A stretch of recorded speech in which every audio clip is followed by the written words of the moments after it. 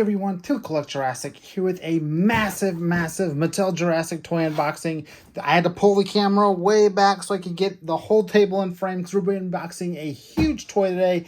Mattel's biggest yet, the Dreadnoughtus from Jurassic World Dominion. This thing is 5+ feet long. We've had the Brachiosaurus, we've had the Apatosaurus, we've had some pretty big, long neck dinosaurs from Mattel, but nothing this massive on this scale. Dreadnoughtus is just a behemoth, so I cannot wait to get it out. The box, of course, is the same size as the Brachiosaurus box, it looks like, more or less. And it's got this beautiful artwork on front where we can see a bunch of Dreadnoughtus kind of enjoying a kind of a drink in the Dolomite Biosyn Sanctuary. You can see the mountains back there. Really cool stuff. Just like the Brachiosaurus and Apatosaurus, it's got gorgeous box art. I would say compared to those that sort of had like an illustration feel, this more is like a render of the figure. It's basically the toy. There's no seams or anything, but it's obviously based heavily on the toy itself, which of course is based on the dinosaur design in the movie. On the box, you also have it's kind of a kid playing with it for scale, that cool silhouette showing just how big it is. Also have call outs for being posable. And then on the back, it actually stands up a totally different way. Can I get, yeah, that's in frame. It's same view as the front, but just kind of oriented landscape. So I guess at certain toy stores, maybe this is on the shelf standing upright, but more or less the same assets as the front of the box. Also, it looks like this thing has a scan tag. It's not too big for a scan tag. So yeah, I'm definitely going to be getting this out, building it on camera, and then we'll go ahead and do some comparisons to Brachiosaurus and Apatosaurus, maybe some vehicles and some other stuff, just to see just how massive this thing is compared to most Mattel Jurassic toys. So without further ado, let's go ahead and bust this one open. I think we'll go ahead and open it from this side because it's kind of busting out over here. So just get this cut open over here. It's kind of hard because I can't sit down and review this toy like I do most of my toys. It's simply too big. I'm actually worried that even after I build it, I'm still gonna have to move the camera back because the thing is just so big. So looks like we got the main body there. Also have a head and a tail piece, and then maybe another tail piece or something, and then the box is empty. Actually, there's no instructions in it. I guess they just, maybe the instructions are in one of these bags, maybe. We'll see. And let's go ahead and open up this piece. Looks like it's part of the tail, possibly. Looks really cool. Big, giant piece of plastic there. Wow. Big hunk of plastic. Looks like we have a little wisp of a tail here. Go ahead and open that up. This is like the Apatosaurus where it has like a long piece that goes on the tail. This thing probably adds a foot to it just by itself. And I think this just snaps in here. Yeah. Let's go ahead and, there we go. And then it just turns the right way. Yeah, there we go. Wow, that's a big long tail. That is a big tail. Moving on to the head and neck.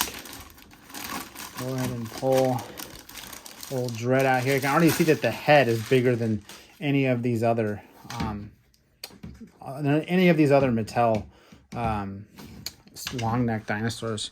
I guess before we build this whole thing, we can get a nice close-up of the head there. Really nice detail on that.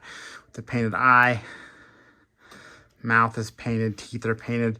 Yeah, the Brachiosaurus, the first one they ever did like this, skimped a lot on the details, but this one has a lot of detail on it.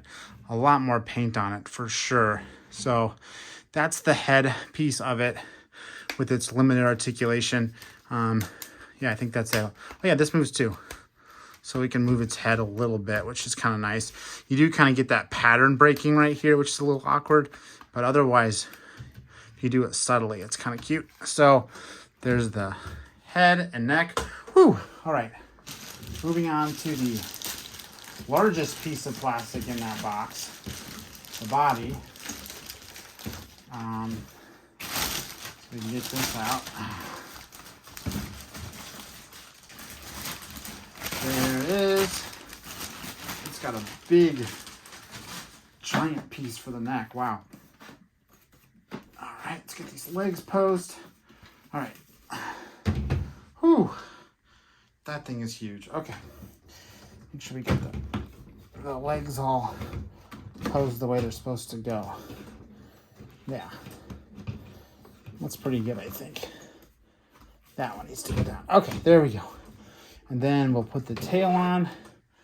And the back here should just snap in. Ready? There's no going back once you put it in. Am I doing it right, or do I have it on the wrong end? Ready? Okay, there's our tail snapped in. We're already not fitting.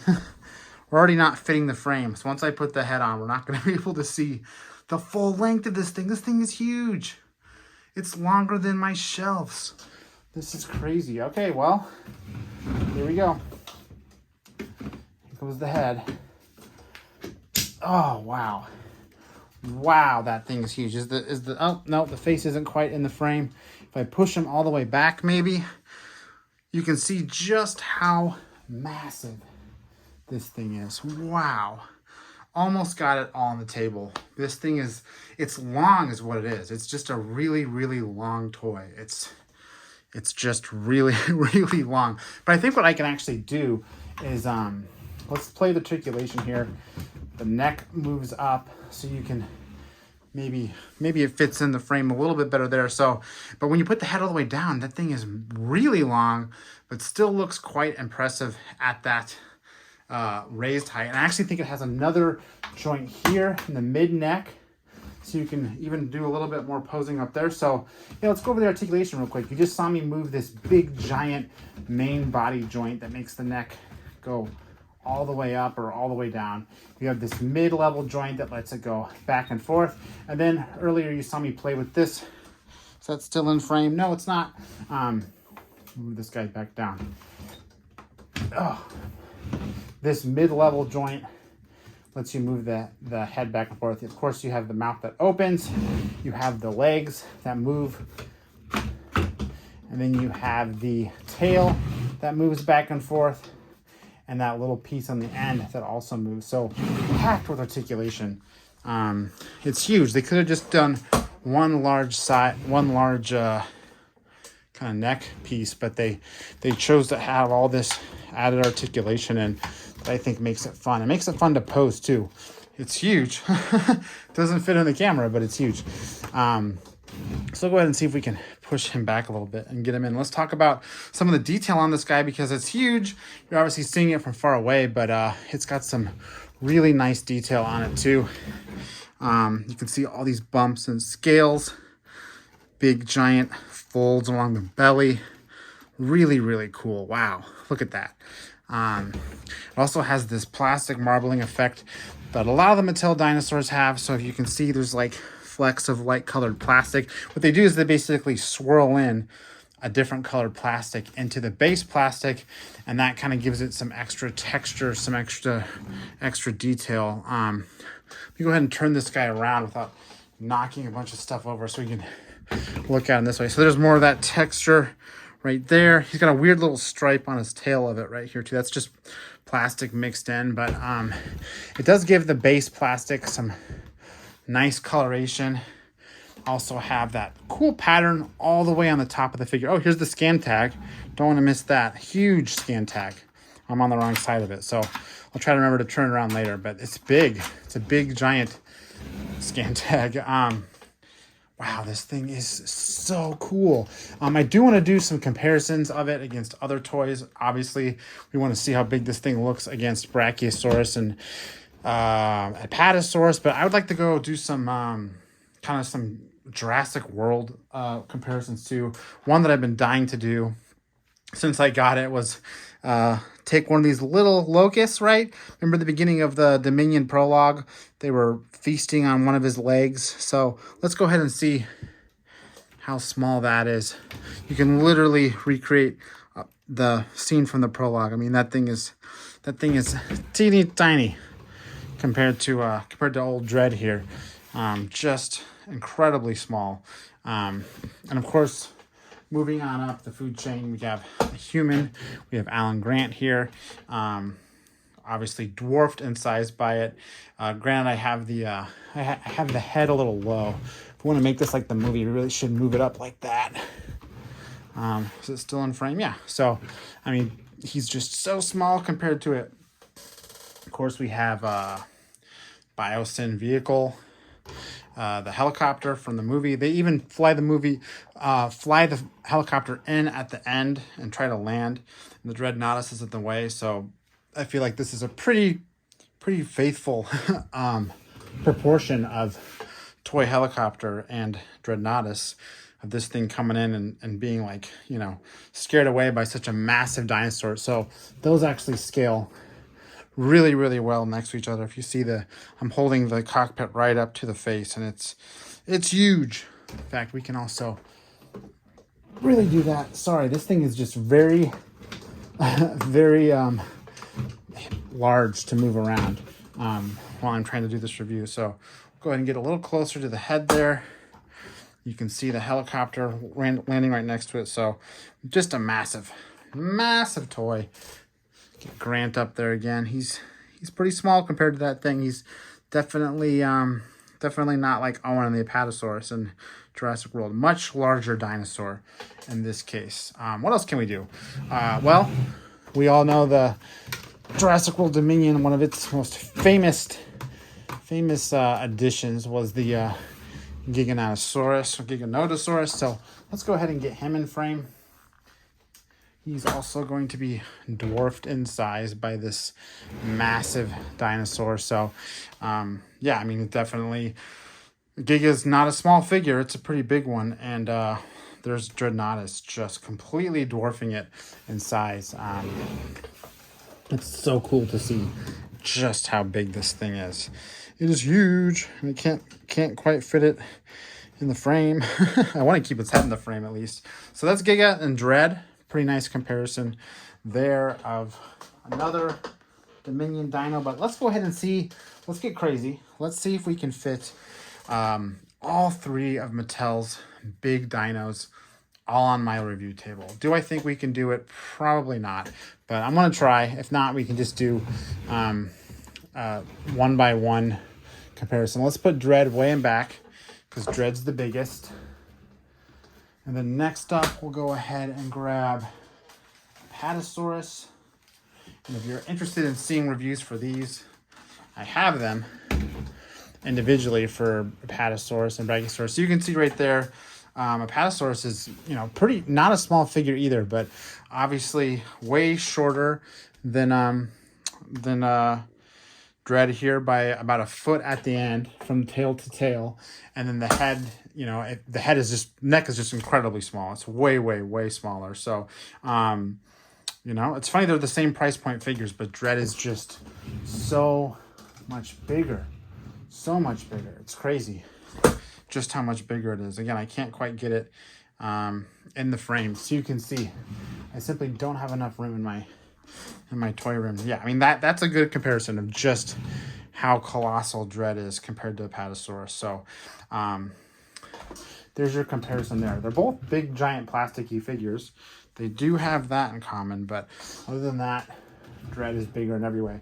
So next up is the original Mattel sauropod, the Brachiosaurus. He's definitely not going to have his head in frame.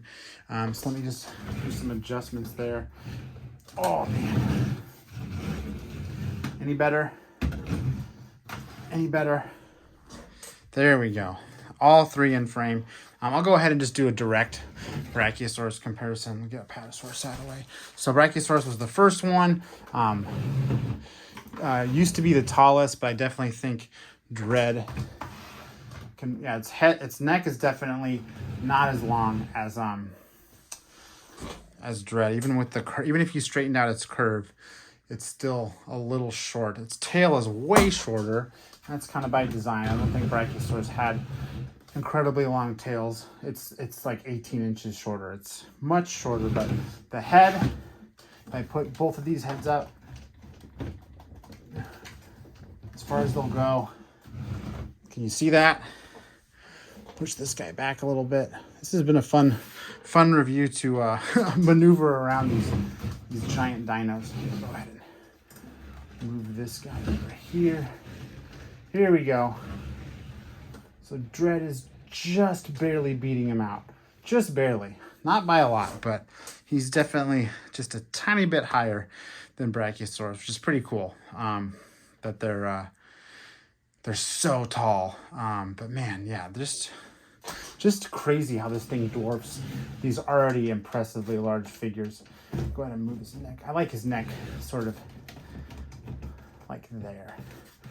That feels good to me. So we'll go ahead and get Brachiosaurus back in. Maybe a little bit. Can we still see my Dread or no? Yes, we can. And let's go get Brachiosaurus back in. Whew, guys. This is a lot of toys to heave around live on, or not live, but you know, as I'm filming this. So there's all three of them just barely fitting in frame, but I mean, I'm just in awe of how big Dread is, and really how it stands out color-wise from the other two releases. Obviously, Apatosaurus and Brachiosaurus are very like grayish, brownish, very, you know, muted colors. They have all the same articulation and kind of the same sculpt quality and all that, but the colors on Dread really pop out compared to these. I did like how on Apatosaurus they had the head on the ball joint. That was a nice touch. I did like that. So each figure has its own sort of, you know, quirks and things that work for it. And Dread's main quirk is that it's massive, absolutely massive. Go ahead and turn it around again and get another look at that scan code maybe. I think the feet aren't articulated. I thought maybe the feet moved, but he can move his legs. He's so heavy though, he's gonna fall over if I'm not careful. Can he do he can do the famous iconic rear up if you can hold him. He's just so massive. All right, turning it around off camera. Cuckoo. There it is. I wish I could show some front views of this figure, but it's too hard without knocking down all my toys. Look how like massive that neck is. It's just so cool how big it is. Had a little bit of tape on it. Okay, scan code. Before I get distracted by how big this thing is, there's the scan code. If you can see it, pops out against the against the hip like normal. Otherwise, there it is hidden. No other buttons or features on this thing. This is what it is. Just a giant toy dinosaur with really cool colors. Again, gotta give it to them for giving it cool colors. I'll go ahead and get his head down again. So cool. But yeah, I wonder the best way to pose this from the box kind of has him almost flattened out, but I feel like in the movie they really had their like their heads up, kind of like the you can't see, there's not enough room, kind of like the one on the box. Its head's kind of up, so that's probably how I'll keep it posed, maybe a little bit higher than this. But I love how the neck moves in two different places. I like how it can rotate toward you just the ever so slightest. I think that looks really cool. But yeah, that's pretty much all I got for Dread. I could talk about this thing and just keep oohing and eyeing over its awesome detail. And again, look at that head with all the detail. It looks really nice. The mouth that closes, the neck that rotates there is a really nice touch. Just a really cool photo. I can't wait to see what photographers do with this toy, because it's really it's going to be hard to get in frame. As you can see in my review, it's going to be hard, but I'm sure some people are going to have some really cool ideas when they get this thing on camera. I got to figure out where I'm going to put it in my my toy room, because it is just massive, but I'm sure I'll figure it out. But Dreadnoughtus, ladies and gentlemen, the biggest Mattel Jurassic World toy ever created, lives up to its name. It's just such a cool toy. But I think that's all I got. Again, I'm Tim with Collect Jurassic. Thanks for watching, and I'll see you next time.